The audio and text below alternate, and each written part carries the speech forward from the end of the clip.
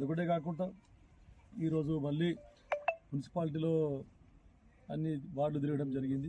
మీకు తెలుసు 20 కోట్ల రూపాయలతోనే అన్ని కాలనీలలో కూడా సీసీ రోడ్లు మోరీలు కూడా చేయడం జరిగింది. మళ్ళీ ఇంకా 15 కోట్ల రూపాయలు మళ్ళీ విడుదల కావాల్సింది, శాంక్షన్ కావాల్సింది. అదైతే కూడా ఎక్కడ కూడా నారాయణఖేడ్లో తక్కువ పడకుండా ప్రతి గల్లీకి కూడా మోరీలు తర్వాత సీసీ రోడ్లు చేయడం జరుగుతుంది. మళ్ళా మెయిన్ రోడ్ కూడా నారాయణఖేడ్లోని పట్టణంలోని మెయిన్ రోడ్ కూడా త్వరలో అది టెండర్ పెట్టిండ్రు.